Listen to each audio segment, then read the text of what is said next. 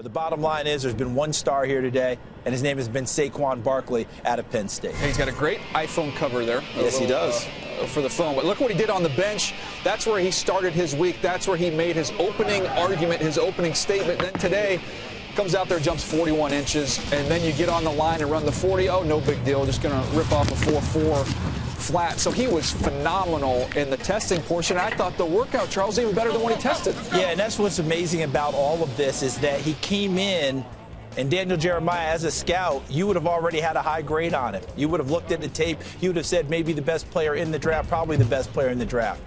He almost exceeded that if he didn't exceed that in everything you saw, because everything you saw on tape got confirmed here on the field, in my opinion. But just like when I was scouting, though, when you have somebody listed as your top player in the draft, you get a little bit nervous and you want it to be confirmed with what you saw. He confirmed everything today.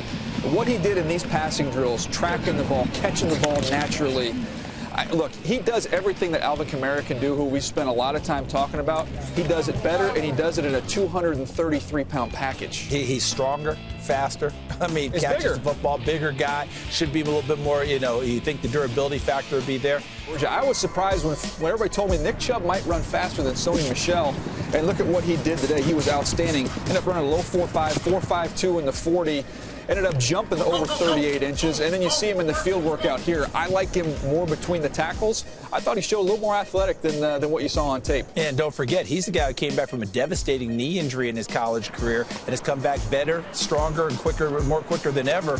And as you noted, able to do more things than maybe you thought, maybe a little bit more elusive than maybe he would have showed while he was at the University of Georgia. Look at him tracking that football there. Yeah, did a nice job in the workout today. I've compared him to Jonathan Stewart. I don't think he has quite the same juice as Jonathan Stewart coming out of Oregon. Man, he's a good football player. Well, speaking of juice, how about a guy named Darius Weiss who went well over 200 yards twice 2 seasons ago, and now he can run inside as well. Yeah, look at what he did running a 4.49 40. Carried his weight well, and I thought was just real smooth and fluid throughout all the drills. Watch him go through the bags here.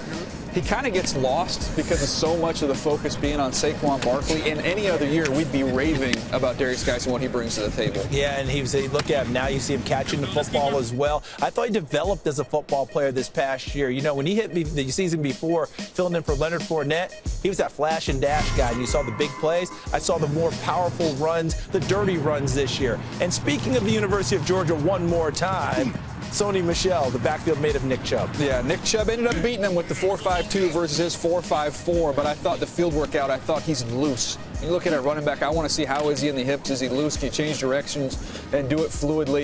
I thought he had an outstanding day. I think his play speed is better than what we see time, though. When you watch him on the field, don't you see a guy who plays faster and has that burst? When you watch that national championship game, you saw Chubb maybe struggle a little bit to get to the perimeter. Sony Michel was able to get the corner against Alabama. I think both those guys are going to be excellent pros. Yeah, and here's the thing. When we're watching all of them, for me, we're seeing all of the package come together as we look at every one of these backs. Guys who can run the football, guys who can catch the football, which is what you have to be able to do as an NFL back. You see the numbers right here. Rashad Penny, by the way, not listed, 4.46 today. I thought he helped himself coming off a big Senior Bowl. Look at this collection of backs. Yeah, there's no telling how many are going to go high. We know Barkley will. He's probably going to go in the top 5. We don't know if another back will go in the first round. But once that run starts, you've got a lot of running backs to choose from. The running back renaissance, to me, is real.